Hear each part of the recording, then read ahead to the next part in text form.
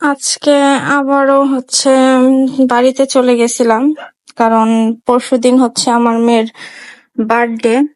তো নিজেরা নিজেরা কিছু আয়োজন করব। তো বাড়িতে যাওয়ার পরে শুনলাম যে একজন মারা গেছে।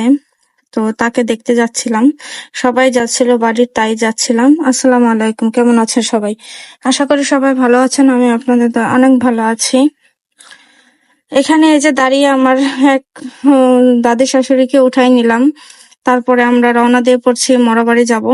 তারপরে মরাবাড়ি থেকে চলে আসলাম, ওদিন তো চলেই গেল, আস্তে আস্তে সন্ধ্যা হয়ে গেছিল। পরের দিন এই যে জোগাড় যন্ত্র শুরু হয়ে গেছে। বার্থডে 9 তারিখে আমার মেয়ের বার্থডে ছিল।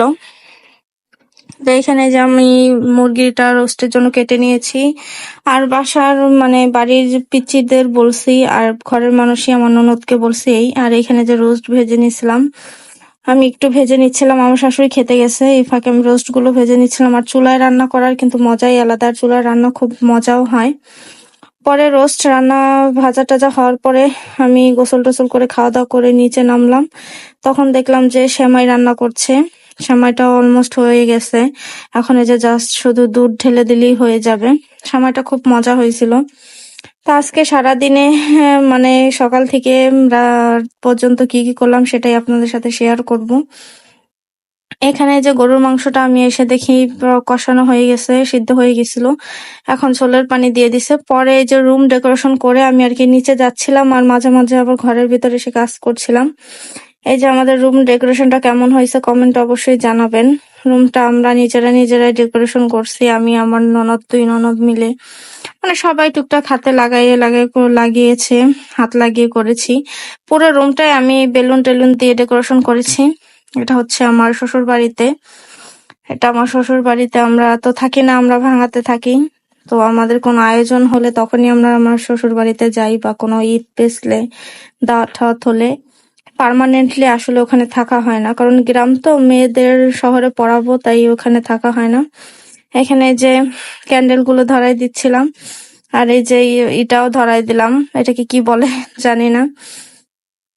একটু ভিডিও করে নিচ্ছিলাম, এইভাবে অন্ধকারে ভিডিও গুলো কিন্তু খুব সুন্দর হয়। পরে আমার ছোট মেয়ে ফু দিয়ে বন্ধ করে ফেলছে, পরে আবার ধরাই দিচ্ছিলাম যাতে ও ফু দিতে পারে। এখানে এখন সবাই বাচ্চাদের দিয়ে হাতে ধরায় কেকটা কাটাবো। কেকটা আমরা ইয়ামি কুকিং অ্যান্ড কুকস থেকে নিয়েছি। কেকটা অনেক মজা ছিল, আমি এটার আমার প্রোফাইলে মেনশন করে দিব যে কেকটা অনেক মজা ছিল।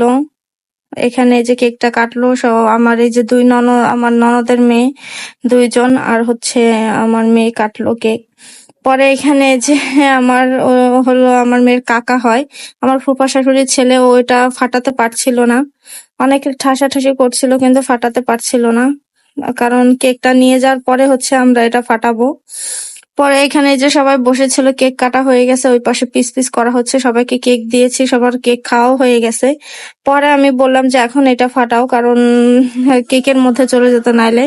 পরে আমার দেওয়ার এসে ওটাকে আর কি ফাটিয়ে দিল, ওকেই পারছিল না, পরে ও এসে যে ফাটিয়ে দিল, আর সবাই চিল্লান দিয়ে উঠছে। খুবই আনন্দ হয়েছে।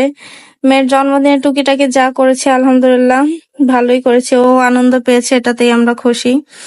কারণ ও বলছিল যে আব্বু আমার কোনো কিছুই তুমি বড় হওয়ার পর করলা না। ওরই অনেকবার করা হয়েছে, তারপর নাকি করা হয় নাই, ও বলে। তারপরে ওই দিন তো চলে গেল, রাত 12টা 1টা বেজে গেছে ওইগুলো করতে করতেই। তো পরের দিন এই যে 11টার দিক সকালবেলায় আসতে চেয়েছিলাম, কিন্তু আসা হলো না। 11টার দিক বাসার দিকে রওনা দিয়ে পড়েছি।